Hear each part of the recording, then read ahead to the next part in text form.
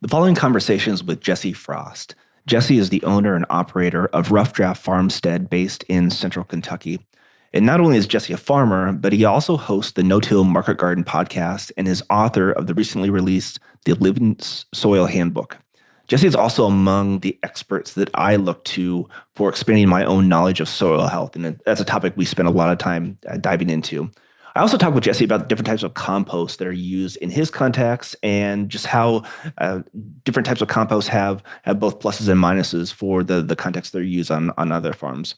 We also discussed the use of hay as an effective mulch, and something that I've recently discovered within my own gardens that I'm really enjoying. So I'm Don Davidson. This is the Regenerative Agriculture Club podcast, and coming up is my conversation with Jesse Frost.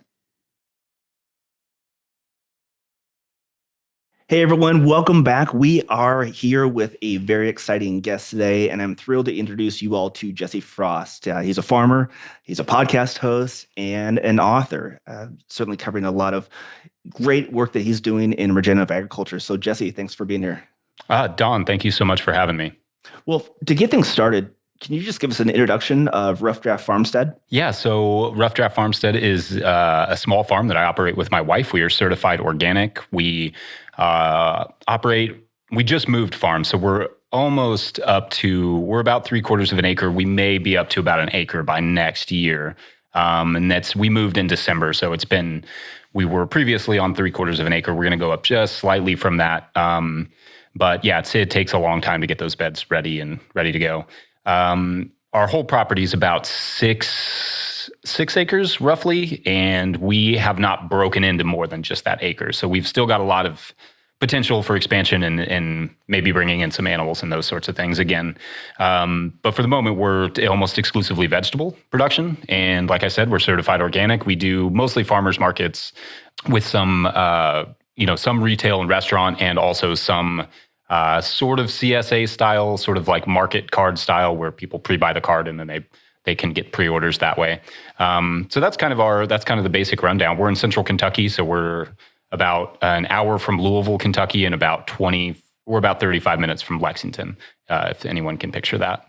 And when did you first start the farm? What year is that? Oh gosh, Rough Draft has been a very appropriate name for our farm. We've been on several different farms. We've been, in 2012, I think maybe it was 2013 when we officially became an LLC. My wife and I met interning on a farm, and my first year was 2010. That was my first season.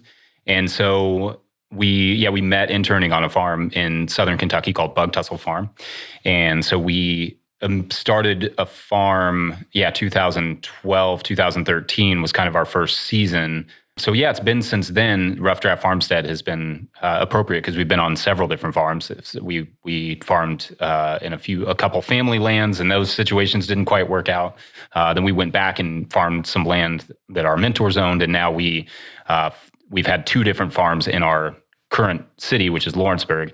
And we think this is the one. Like, we think we're staying in this one. It's just been finding the right combination of being close enough to our parents with children, and also having the right land for what we want to do, and being accessible to our customers. So it's when you're sort of starting out, you got to take all those pieces together and figure out exactly what you want. Sometimes it takes time. Yeah. So we've been lucky in that we've had some really good land to work on. That's a great history. So is agriculture in your background, or you mentioned you and your wife interned on a farm together? So what was the evolutionary path to what you now have as a career? Yeah, agriculture specifically is not at all in my background. I'm very, much like many in the sort of back to the land movement, the recent one.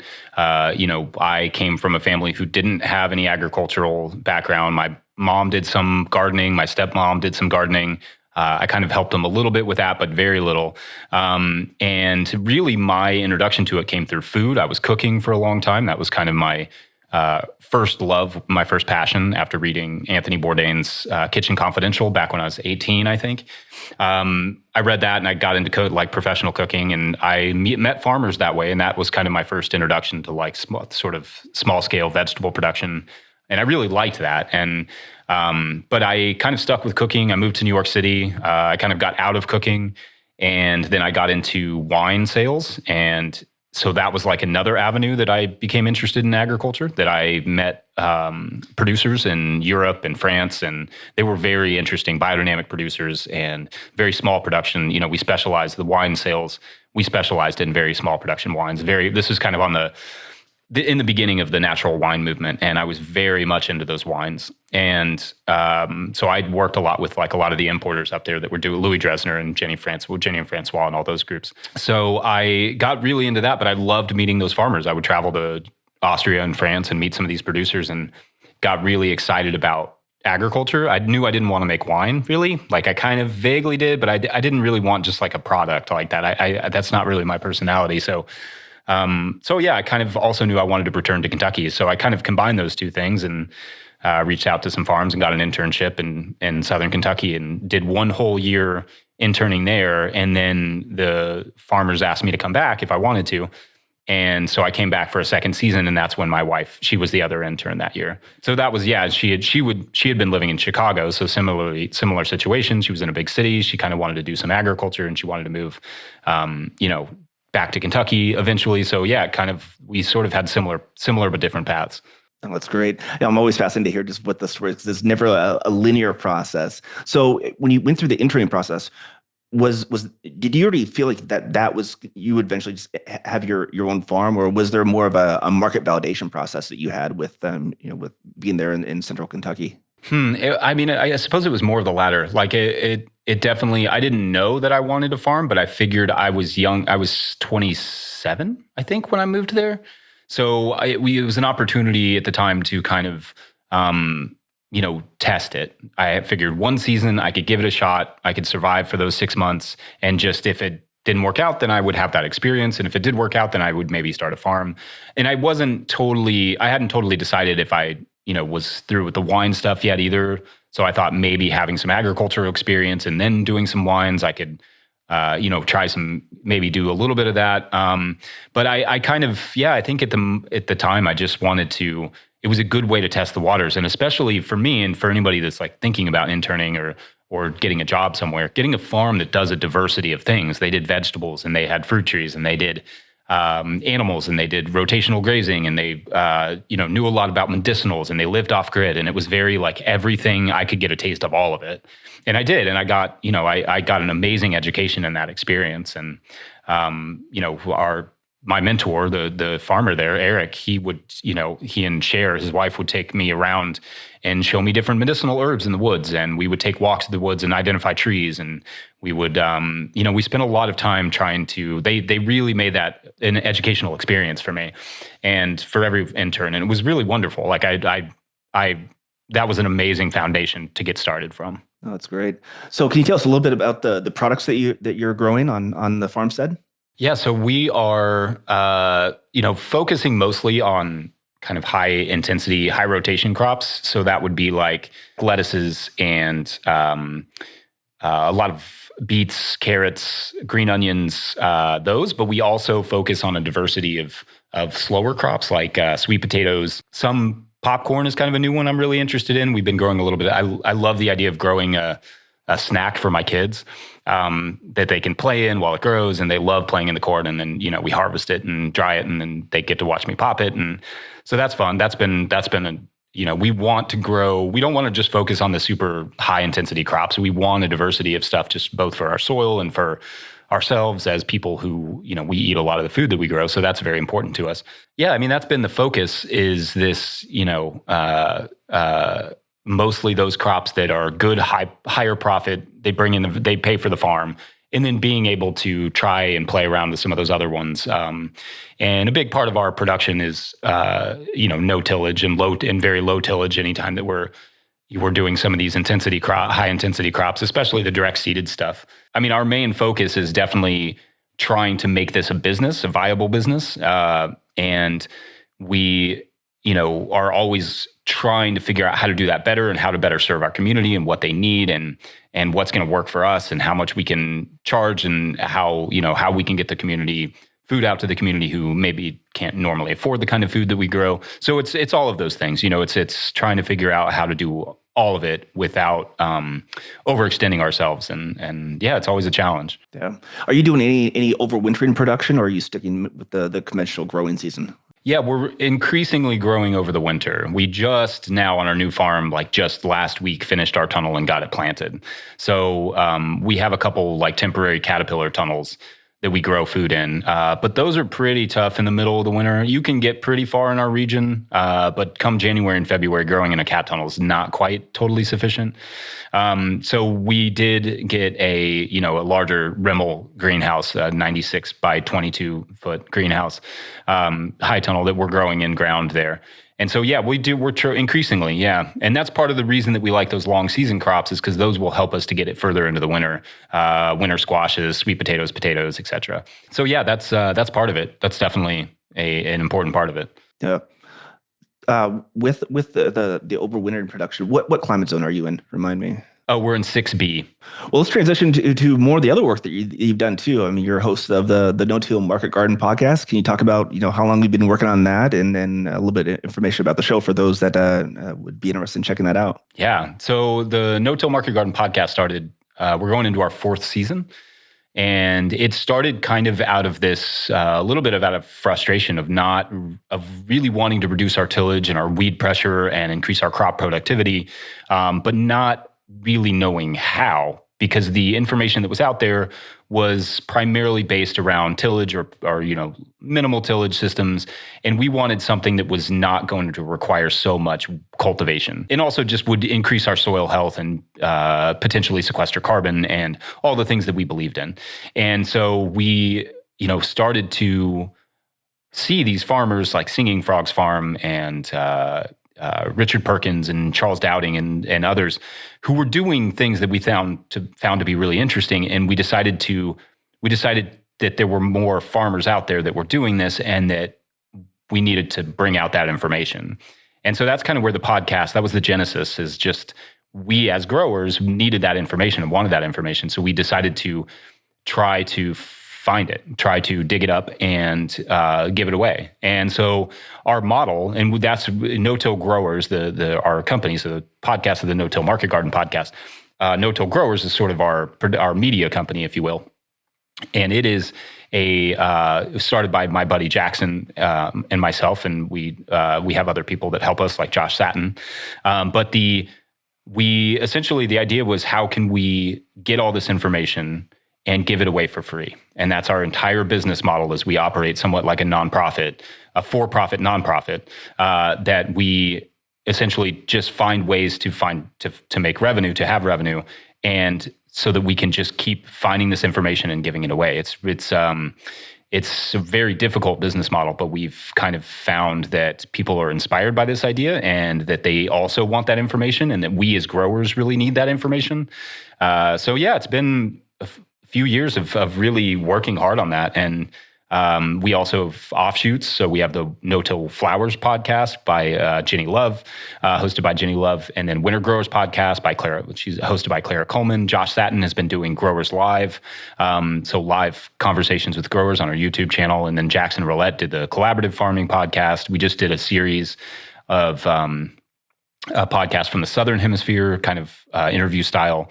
And yeah, we do a lot. And I mean, the whole goal is really just to get that information out there. And yeah, I mean, that to me is really exciting. Well, I'm certainly a fan and follower of all the production work that you guys are doing. So keep that up, and we'll be sure to link that up here in the show notes to hopefully get even more listeners out there hooked on what you guys are doing. Well, let's transition over now to your work as an author. The Living Soil Handbook came out a few months back. So, I think it's just a very natural progression and add-on to everything else that you're doing. So I'd love to hear more about that. Yeah, so the Living Soil Handbook was kind of born out of all this work. It's always been in my mind to do a book like this, but this specific text was born out of this idea that a lot of the farming books that are out there, and I love them dearly, are geared around a single farm. Are geared around like, this is how I do my practices, and this is, like the tools that we use and all that stuff. And I think those are amazing and great, and I've learned a lot from them. But I also thought we needed a book, especially given how nascent this sort of movement was of basically eliminating tillage, eliminating a lot of tractor work, and being very, hand powered and very soil health focused. We needed more of a choose your own adventure. And that's kind of what I set out to do with this book, is say, not this is how I do things on my farm and, you can replicate these, but more this is how soil works, and these are the things that you can do in any climate, in any context, to sort of help that along. And that was the original pitch, and that was the original idea. And so I worked with my editor Fern at Chelsea Green, and she's wonderful, to kind of bring that to life. And I'm very proud of it. I think I owe a lot of that book to all the contributions of the many different growers who've given me their time for the podcast.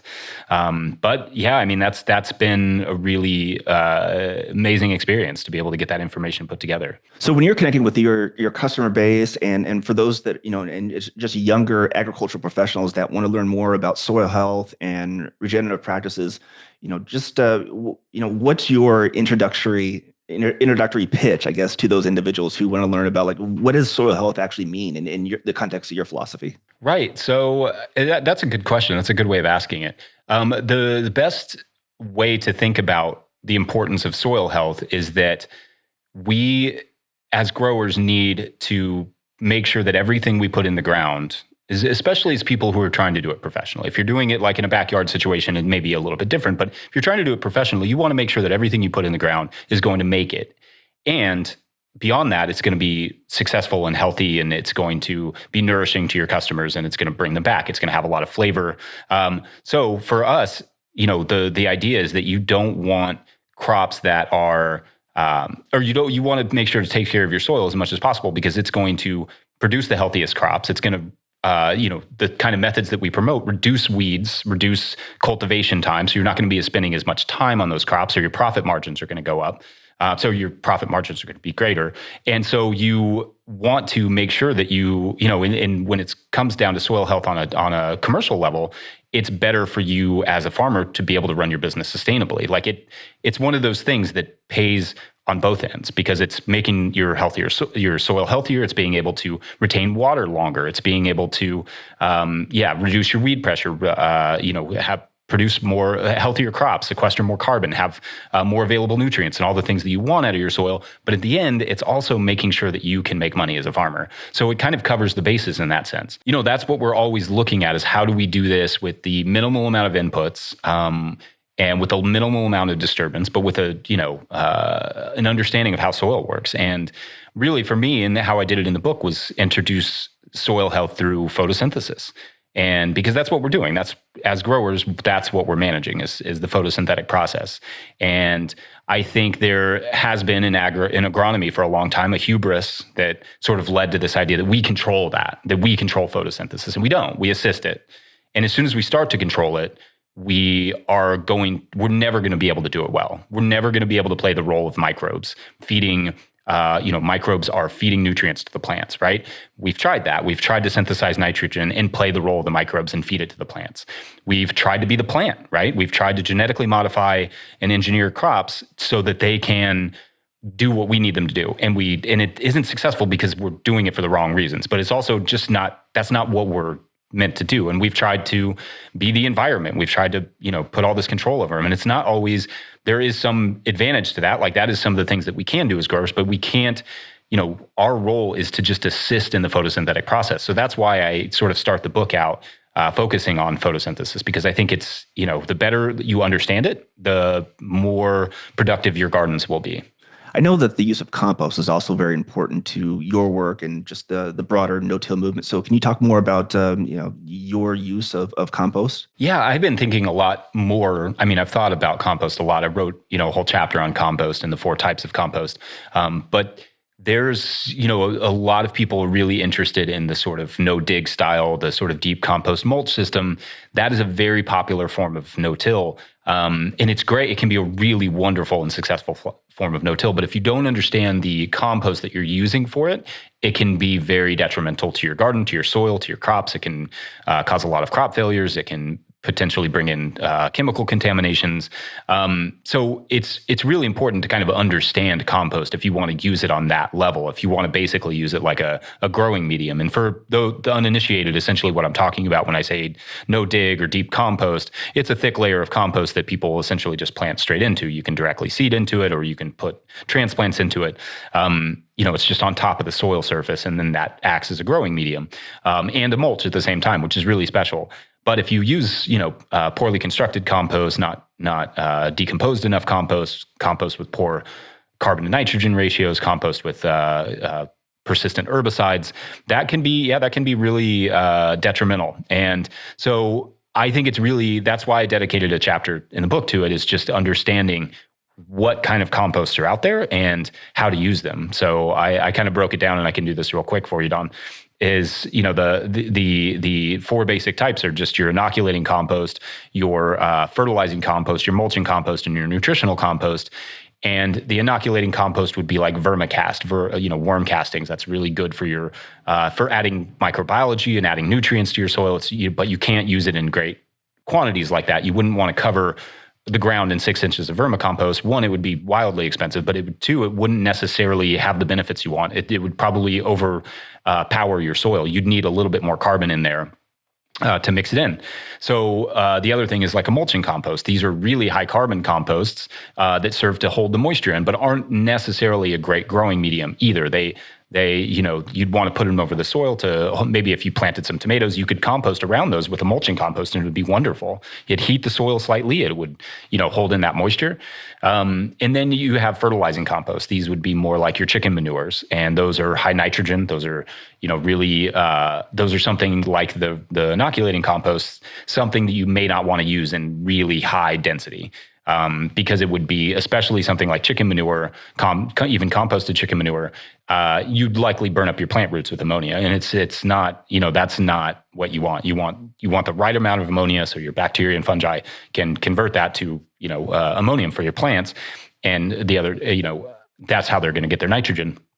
So, if you do too much, it's going to burn up your plant roots. So then the last one is the nutritional compost. And this is kind of what you want out of compost, is like something that kind of does it all, that is an inoculant, is slightly a mulch, is a really highly nutritious, has the nutrients all the nutrients that plants need, and isn't going to overload your soil necessarily. And so, when I think like a commercial example of that would be like raised bed mix, that you can get from a good composter. But you can make your own. I mean, out of, you mix all those things together. You mix like your mulching compost, your inoculant, and your fertilizing compost together, and then you kind of can get your own nutritional compost. And those are great. That's kind of what you'd want to cover your soil in. And then there's, the negative ones, like some municipal composts, if they're not aged well enough and they don't pay attention to what they bring in, that kind of stuff can have negative effects. So it's good to just really understand those. So for the compost you're using there on the farmstead, are you able to source all of it there on site, or are you having to bring in supplemental sources? We're bringing in supplemental sources. Basically, we're bringing in a mulching compost a lot, and we're supplementing with our own compost underneath of it. So it's essentially adding like a nice nutritional compost, and then kind of topping that with a sort of a more of a mulching compost. And that's, that's not perfect, but sometimes that's the situation. Like your context is going to play a huge role in what you're able to use. And we're also using a lot of cover crops and stuff to generate the soil organic matter that we need, and to maximize photosynthesis, to increase your photosynthetic efficacy of your soil. Just to increase that photosynthesis, it really requires you to have photosynthesizing plants at all times. And that includes the winter, the summer. Anytime you're not growing a crop, it needs to be something. And so combining that with our mulches and with our compost is how we're improving our soil. And that's really just our context. Like, we don't love the compost that we have access to. So we're making the most of it. Yep. And some people are going to have great access to amazing compost, and it's worth spending a little bit of extra on that. If you do the math and you're like, okay, so this is how much it's going to cost us per bed. This is how much I plan to make on that bed over the season. And does that add up? Does that make sense? And, you do have to do those numbers, because just guessing is not good enough. that can cost you a lot of money. This past year, actually, when your book first came out, is when I discovered the concept of using hay as a mulch application. So I'd never tried that before, and I ended up with just phenomenal results. It was just it literally destroyed any weed pressure. I felt like it just kept the soil. The better water retention, and I just like to keep kind of stacking that now and putting more hay on there, more compost. You talk about that in the book. Can you discuss a little bit of just kind of your context of using different mulches? Yeah, I really love hay, and it's one of those things that it has a little bit of a bad rep because often comes with weed seed, especially if you're not cutting your own hay or you don't know who cut it. It can also be contaminated too. So it's good to know that it's not sprayed with broadleaf herbicides, depending on who cut it. Most people don't spray it, but you will run into that from time to time. And we do kind of two rotations. We have a high rotation crops, and then, like I said, those low rotation crops, those like slower crops. So those plots that we have the low rotation, we manage those with cover crops and hay. That combination is excellent because any weed seeds that we're adding, we're not super worried about that because we can just kind of keep covering them up. And then we're also maximizing that photosynthesis by using cover crops in between or like over the winter. Then we're killing those cover crops, and then we're just putting hay over top of that. And then we can pull that aside and put in whatever crop we want. So that works for almost every long season crop, except for maybe some of the direct seeded carrots and stuff. But we move those into our high rotation plots, even if they're like a 70 or 80 day carrot, like the storage carrots often are. Your one issue is weed seed, but no mulch is perfect. Nothing, no tool, no mulch, nothing like that is ever going to be perfect in agriculture. You just have to figure out what your system is going to be for managing those imperfections. And so with hay, it is using tarps or something to germinate those weed seeds that come with the hay. Or maybe it's like you said, just keep adding hay on top of what you've, put down a layer of hay, you see some weeds coming up, cover it with more hay. Because with me, hay's, if it's nutritious for animals, it's nutritious for the soil, right? These are highly they're high protein. Protein is easily converted into nitrogen. They are highly nutritious just in their macro and micronutrients. I've seen studies that show just how much the soil benefits from eating like fresh grass clippings, and that's essentially what these are. Is they're fresh grass clippings. They make a great mulch. They hold moisture. They're excellent. They do have downsides. Sometimes they can harbor, depending on your climate, they can harbor slugs and that sort of stuff. But they are, they can be. It's an amazing, and I like to layer it, like you said too, with compost.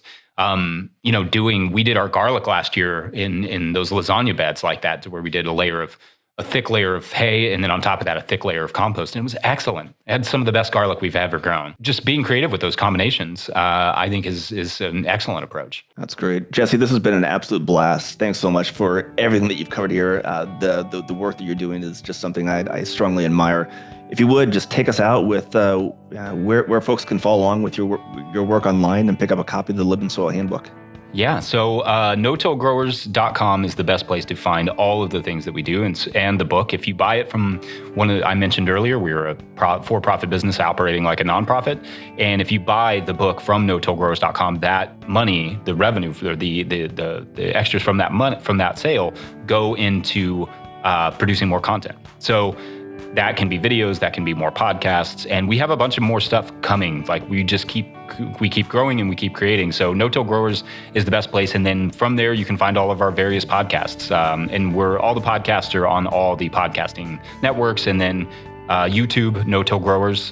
We do videos, and then we also put the podcast up there, and and then Instagram and all the relevant social media. So I appreciate so much your time, Don. This has been a lot of fun.